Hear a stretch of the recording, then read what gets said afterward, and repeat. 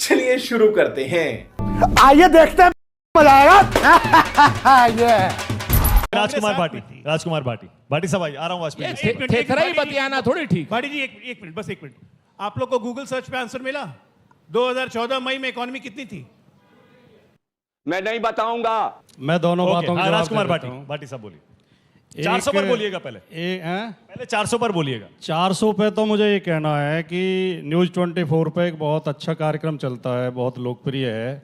माहौल क्या है, और उस कार्यक्रम की विशेषता है कि वो अनस्क्रिप्टेड होता है, अनएडिटेड होता है, अनकट होता है। चाहे कोई कुछ भी बोले आप उसे दिखाते हो। तो मैं वो कार्यक्रम देख रहा था, एक घरेलू महिला से, मुझे ज़्यादा पढ़ी लिखी भी वो नहीं लग रही थी, आम महिला थी, पॉलिटिकल भी नहीं थी। उन्होंने पूछा राजीव रंजन ने कि बताओ, तो कह रही चीनी माल की और मोदी की गारंटी की, मोदी के वादे की कोई गारंटी नहीं है। तो ये तो मोदी जी का वादा वो है, नारा है 400 पार। ये मनोविज्ञान है, आदमी जितना डरता है उतनी लंबी फेंकता है। अब इन्होंने थोड़े दिन, 1 साल पहले कर्नाटक में चुनाव हुआ, मोदी जी ने वहां जाकर नारा दिया था अब की बार 200 पार, 66 पे अटक गए। 200 पार का नारा था, 66 पे अटक गए। इनका 400 पार के नारे पे खुद मोदी जी को विश्वास नहीं है, और की तो बात छोड़ो। गजब बेइज्जती है। किसी को विश्वास नहीं है कि 400 तक ये छू सकते हैं। ये हर स्टेट में इनकी सीटें कम हो रही हैं, हर स्टेट में। गुजरात में भी इनकी सीटें कम हो रही हैं। गढ़ है मोदी जी का, गारंटी से कितनी कम हो रही हैं? और एक बात और बताऊं, कम हो रही हैं? और बताऊं, नहीं कितनी तो कोई ज्योतिषी बता सकता है। नहीं, मैं नहीं मानता।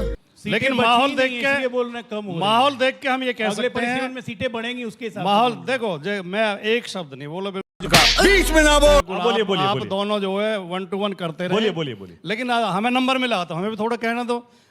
भारत की राजनीति में हमारी भी हिस्सेदारी है, लोकतंत्र में। ये बड़ी अच्छी बात कही आप।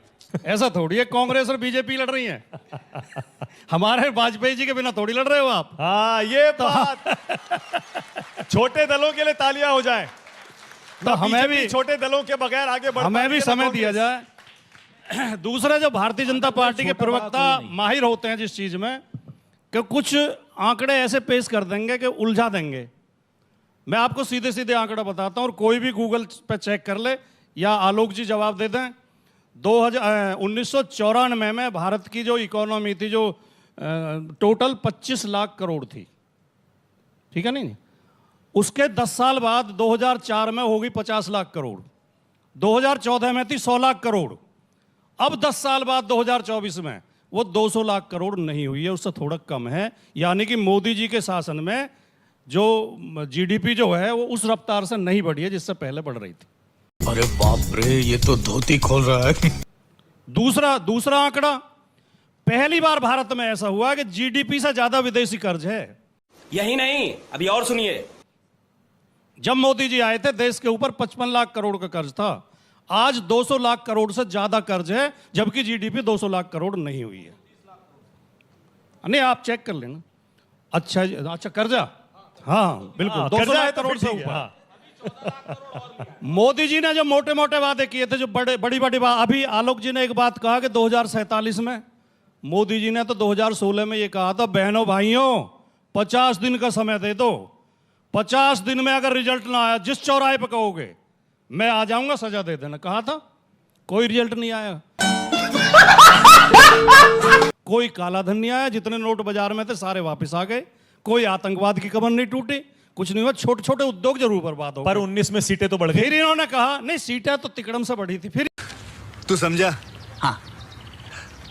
नहीं, तू समझा नहीं। इन्होंने कहा मोदी जी ने 2022 में किसानों की आमदनी दुगनी कर दूंगा, 100 स्मार्ट सिटी होंगे, और वो कौन सी ट्रेन है, वो बुलेट ट्रेन होगी, और रोजगार होंगे।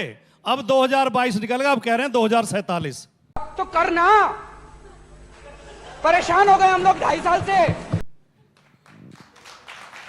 किसी विद्वान ने कहा था, आप थोड़े लोगों को थोड़े समय के लिए मूर्ख बना सकते हैं, आप कुछ लोगों को कुछ समय के लिए मूर्ख बना सकते हैं, लेकिन सबको पूरे समय के लिए मूर्ख नहीं बना सकते।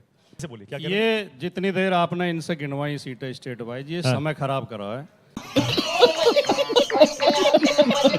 इनमें आप समय तो आप लोगों का खराब चल रहा है महाराज, मैनपुरी तक नहीं मैं जीतिएगा। बीच में बिल्कुल कहाँ?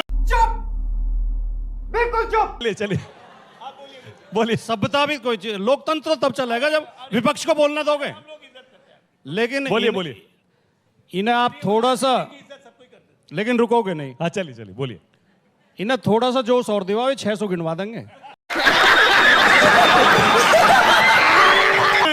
बीच में मैं इतनी देर आपने बोला, बिल्कुल भाटी नहीं जी। बोलता। भाटी जी देखिए, नहीं नहीं, हम लोग मैं आपके बीच में नहीं बोला, आप मेरे बीच में बोले क्यों लीजिए, बोलोगे? बोले लीजिए। नहीं बोल रहा हूँ। नहीं, बीजेपी में यही सिखाया जाता है।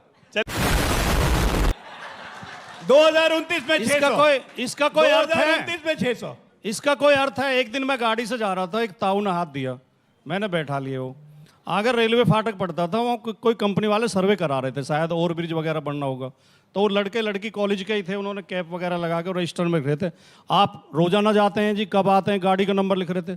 ताऊ ने किया, क्या है? उन्होंने कहा जी हम सर्वे कर रहे हैं कितनी गाड़ी निकलती है, लिख दे, पूरे दिन गर्दम करता रहे। तो ये तो ताऊ की स्टाइल में गिनवा रहे हैं सीट, कैसे गर्दम करता है। ये सुनो, गंभीर बात सुनो आप। ये पश्चिम बंगाल में कम से कम 10 सीट घटेंगी इनकी, बिहार में 10 घटेंगी, यूपी में 20 घटेंगी इनकी, हरियाणा में कम से कम 8 सीट घटेंगी, 1 या 2 आएगी इनकी।